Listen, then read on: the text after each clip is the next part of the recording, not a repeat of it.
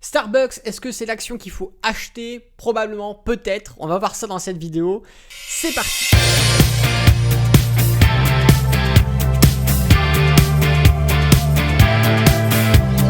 Bonjour à tous, c'est Alexandre, trader indépendant, et dans cette vidéo, on va parler ensemble de l'action Starbucks, puisqu'elle présente une configuration technique qui est assez intéressante, et je vous propose que tout au long de cette vidéo, je vous mette en avant les explications qui vont faire que peut-être, ça va être une action à mettre dans votre liste de suivi, et peut-être qu'il y aura un trade à l'achat à effectuer.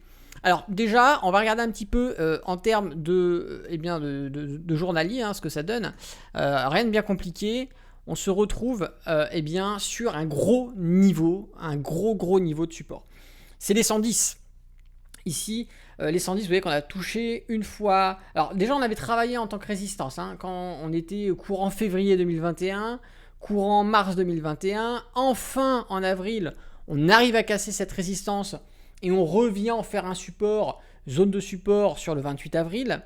On retrouvera au mois de mai une deuxième touche et on restera ici supporter les prix jusqu'au 21 mai. On revient ensuite courant juin jusque grosso modo fin juin sur ces niveaux de support solides. Et puis qu'est-ce qui se passe après? C'est l'envol. C'est l'envol puisqu'on vient chercher les 126$. C'est le prix de référence, j'y reviendrai tout à l'heure. 126$ et arrivé à ces 126$, tout simplement les gros investisseurs qui avaient ce prix de référence ont clôturé tout simplement leur position, ont commencé à prendre des bénéfices, ce qui a entraîné, on voit ici on a de beaux gaps baissiers et ensuite on revient chercher légèrement les 120, on crée une résistance importante, on en reparlera tout à l'heure. D'ailleurs on l'avait un petit peu, je vais même l'étendre, allez, on l'avait grosso modo sur ces niveaux là, voilà les 120, je vais bien mettre 120, voilà, et grosso modo on est revenu dessus, résistance. Et là, on est de nouveau, grosso modo, depuis le 20 septembre. Je sais qu'il y a beaucoup de gens qui me disent grosso modo, t'arrêtes pas de le dire. Je leur dis encore une fois, grosso modo, du 20 septembre à peu près jusqu'au 14 octobre, on est resté sur ce niveau de support à plusieurs reprises. Là, ce qui se passe, c'est que nos moyennes mobiles, qui sont bien orientées à la baisse, notre RSI qui est bien orienté dans la zone de progression baissière, le stochastique en zone de progression baissière, mais néanmoins, c'est intéressant. Ici, on a un gros niveau de support, comme je vous disais, et là, on casse la moyenne mobile 20. On casse la moyenne mobile 20, on va aller chercher la moyenne mobile 50. Très certainement, la moyenne mobile 50 va jouer le rôle de résistance. Mais ce que je veux dire en termes de risk-reward, ici, on est assez intéressant. Parce que si on fait un achat sur ces niveaux, admettons qu'on a un signal maintenant, ça nous ferait prendre un stop loss à pratiquement 4%. Allez, on prend large 4% de stop loss, donc bien sûr, on adapte la taille de la position. Le premier objectif se situerait sur les 120. Ça fait déjà 6,08%. Donc déjà en risk-reward, ici on est pas trop mal. Et pour les plus optimistes, allez rechercher le prix de référence. Donc on n'ira pas réellement sur les 126 parce qu'il faut faire attention. On évitera les fausses touches en se mettant par exemple 125. Et les 125, ça nous ferait avoir ici sur la position 11%. Presque 12%.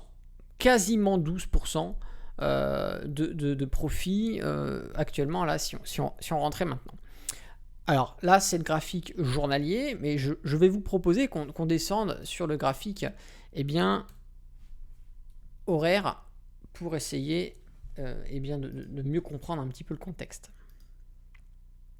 Et on reviendra sur le journalier et je vous exposerai les éléments supplémentaires qu'il y a effectivement aussi sur le journalier. On a effectivement ici une droite de tendance. Hop, je vais même mettre le canal comme ça, ça va être intéressant. Hop, voilà. Sur lequel les prix, on est venu. Alors je vais même le mettre, je vais même l'inverser. Ça sera plus facile de lecture. Voilà. Et on va venir ici. Voilà, un peu mieux tracé. Il faudrait que je change l'angle un petit peu. Voilà. On n'est pas trop mal. Ok, bon. On touche plus, on n'est pas trop mal. Ce qui se passe, c'est que là, on arrive sur un haut de canal. D'accord, un haut de canal baissier. On a fait du ping-pong, tac, tac, tac.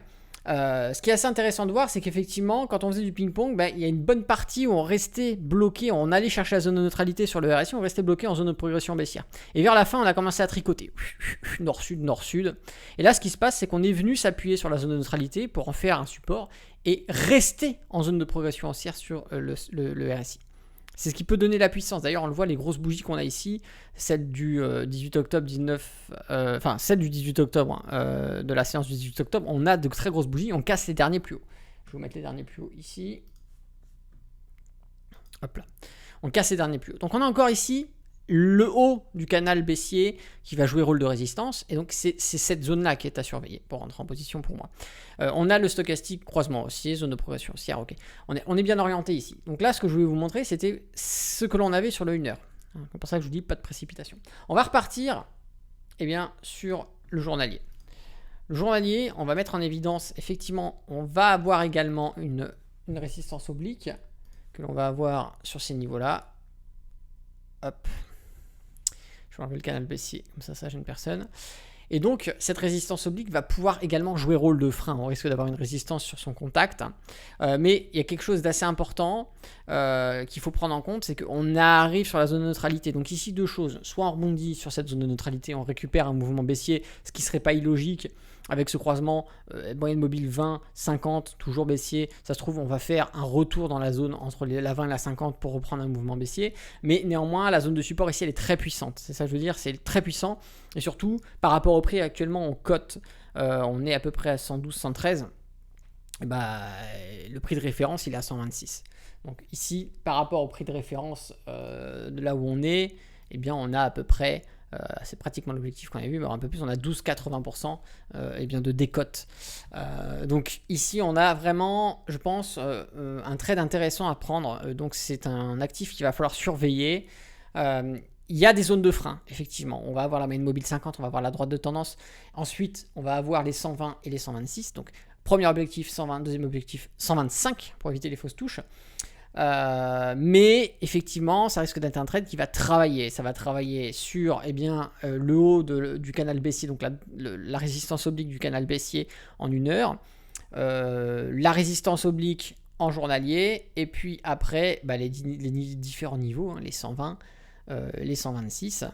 Mais je pense que c'est un actif qui a du potentiel de par son prix qui sous-cote en fait, tout simplement par rapport à son prix de référence. Donc quelque chose à surveiller que je rajoute dans ma watchlist et on va regarder tout ça de plus près. En tout cas, n'hésitez pas à me faire savoir dans cette vidéo justement ce que vous pensez de ce que je viens de vous mettre en avant. Starbucks, est-ce que c'est l'heure de prendre le café ou pas encore? N'hésitez pas à me le faire savoir. Et puis, n'oubliez pas, le petit pouce aussi, c'est toujours sympathique.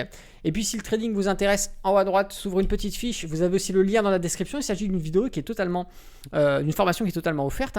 Vous allez recevoir plusieurs vidéos qui vont vous apprendre à comment est-ce qu'on fait pour lire un graphique, comment est-ce qu'on sait s'il faut acheter, s'il faut vendre, qu'est-ce que les indicateurs techniques, comment on fait concrètement pour savoir si ça va monter, si ça va baisser. Et puis, si vous souhaitez aller plus loin, vous avez là encore dans la description le catalogue des formations complètes qui vont vous permettre d'atteindre vos objectifs avec des modules à suivre dans l'ordre le plus rapidement possible.